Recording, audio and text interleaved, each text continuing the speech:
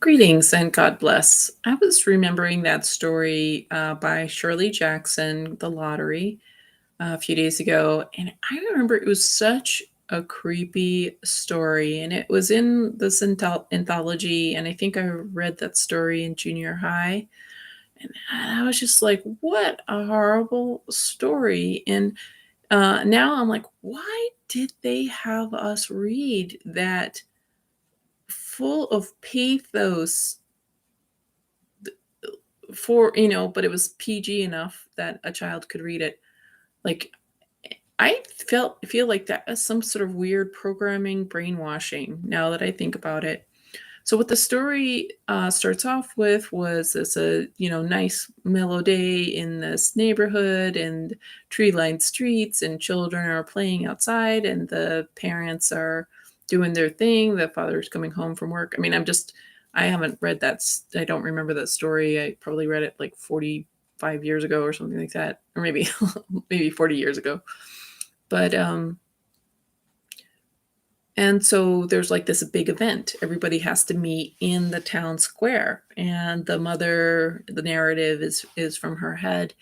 And she's kind of worried, kind of wondering, kind of,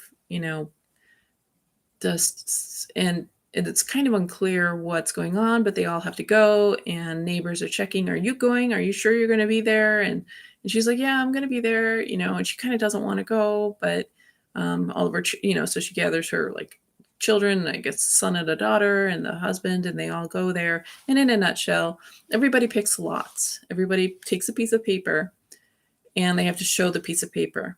And whoever gets the black dot on the piece of paper is the human sacrifice.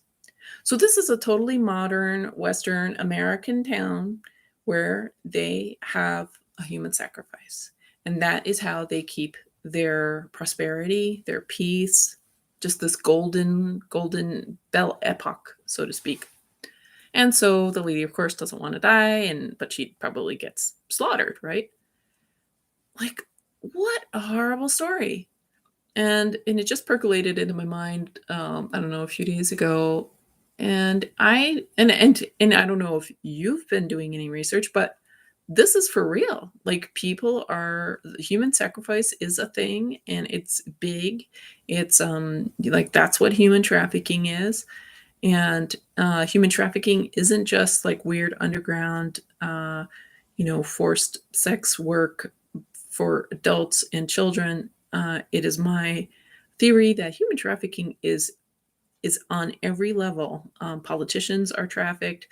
I believe that a lot of what's supposed to be like nonprofit or like the helping agencies, I believe, are running a racket.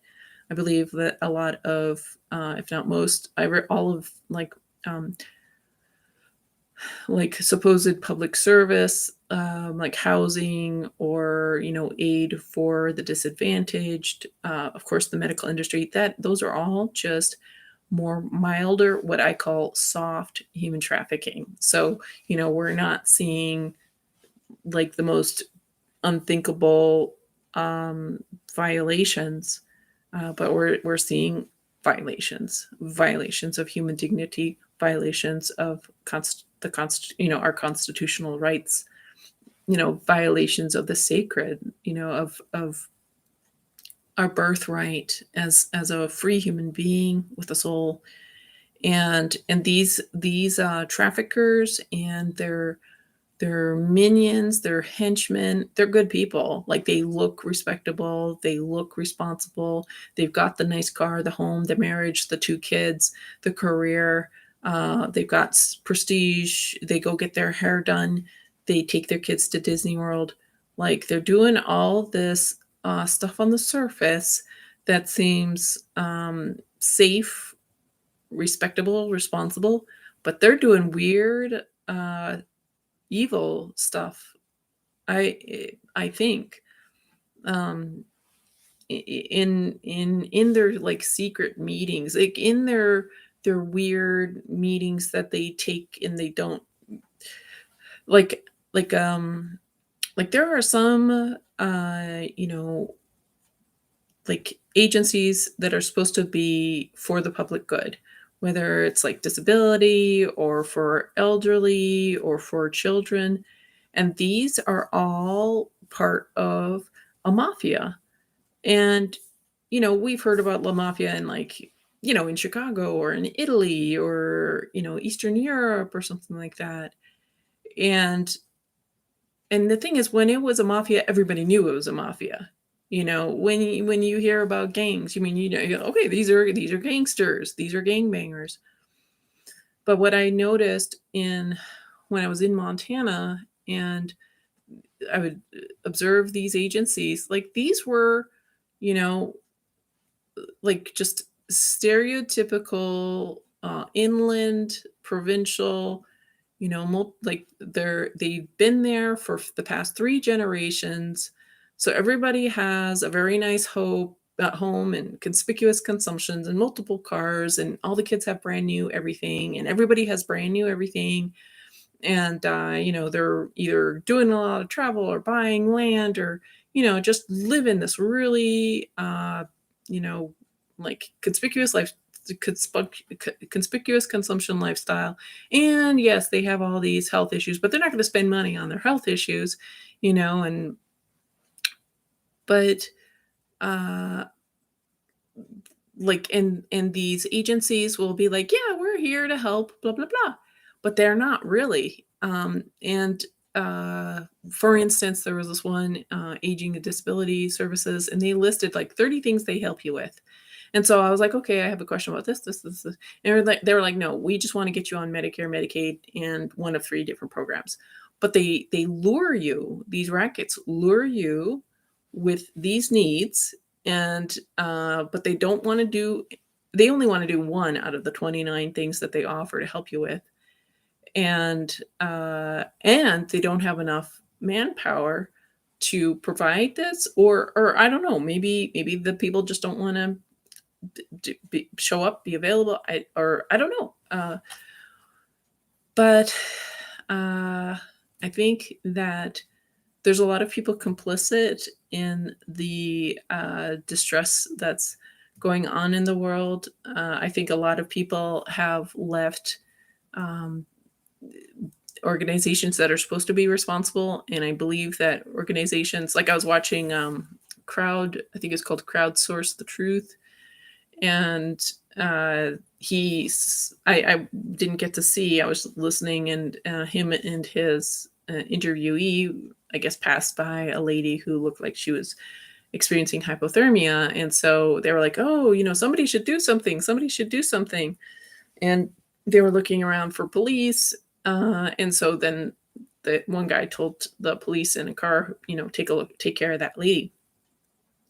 Now, I don't think it's actually formally a police's responsibility to help anybody. From what I understand, police are municipal city employees that are there to help to protect the infrastructure of the railroads and the post offices. I don't think they're really, there to help somebody in their home with like a robbery. I know we're programmed or brainwashed that that's just the case, but I think technically, if we look at things, I don't think that's really their formal job description, even though we've been told otherwise.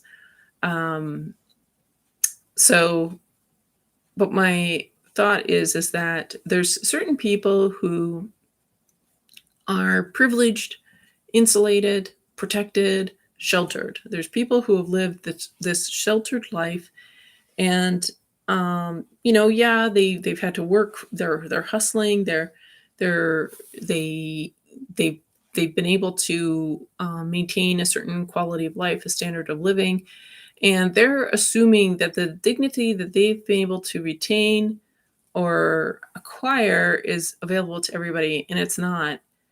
And also that these people who have been kind of privileged, and yet they're privileged and they're kind of insulated and kind of ignorant and kind of naive. They assume that the people who have nothing they assume that these public agencies are there for those who have nothing, and that is not true. Those agencies that are supposedly there to help the homeless and the injured and whatever, those agencies are human trafficking hubs. And maybe not everybody at those agencies is trafficking, but some people are. And because the malignant narcissist likes easy pickings. And where is the easiest picking? Schools, young children, vulnerable people, mentally disabled people, mental institutions, extremely poor people. Those are the easiest people. And, if you ever go to these public agencies, let's say, whatchamacallit, the employment rehab. I can't remember. I'm so traumatized, I can't remember the name. But it's that, what's that one called? Something with the word rehab in it. Anyways, they're all really messed up people in that employment rehab place whose name I can't remember. But yeah, just very twisted, very, very toxic places. And it's like all these government organizations. I mean, it's like they choose the sickest, the meanest, and the most like kind of quiet, shut down, broken people for hire there. It is not healthy people working, at least in my experience, working for the government and um, or in these public agencies. And these supposedly helping agencies, they resent the public, they hate the public, or they're so burnt out, they can't really provide the help, even if they ever had a heart for it. And I think the work environment is very toxic. All the Wi-Fi, probably mold, probably off-gassing of all the chemicals. The stresses that everybody puts on life. Even before the lockdowns. So yeah, it seems like so many people are not, either they're not enjoying their job, uh, or they're too stressed out, or they're just done with the job, and it's very hard to if there's not opportunity to move, people stay at jobs where they've just outgrown the work. And I totally understand. It's hard. It's like near impossible to get a new job. And I don't know, some people are able to do it, but like I've observed myself and friends, and it's incredibly uh, difficult to get a really good employer to hire you. So and I wonder what that's about. Like, why is it that some people are able to get a new gig that pays well and that is a nice place? Like I don't understand what that's about. And I mean, maybe it's who you know, and um,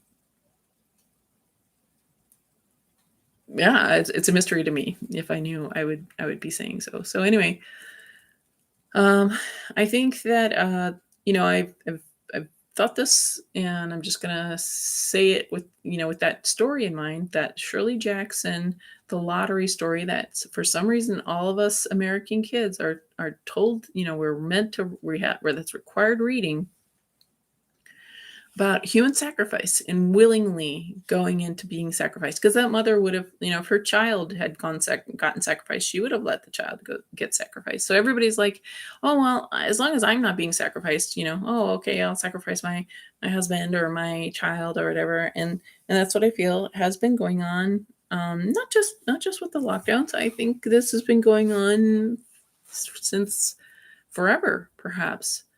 And it's because the ruler of earth is Satan, and he likes human sacrifice. And that's why we are so blessed that Jesus came to set us free, and his burden is light and his yoke is easy. And it's great.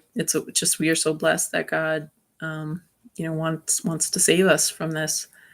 So it is interesting how there's just evidence of these things. And I know, like for the longest time, I didn't believe evil was real. I didn't think evil or Satan was real. I didn't realize the significance of Jesus. I just thought Jesus was like God's sidekick. And then I just was noticing more about this human sacrifice stuff and this weird occult stuff, and wow, it was really prolific. And gee, these occultists, these black magic folks are really up on the Bible. Like, why is that? And boy, they really dislike Jesus. I mean, they're just really aiming hard against Jesus. And then I started looking at, well, gee, what is Jesus trying to say? And it made me realize that God is definitely more than I ever thought him to be, and that Jesus, uh, he's the solution, he's the answer. So just wanted to share that. Thank you for listening. God bless.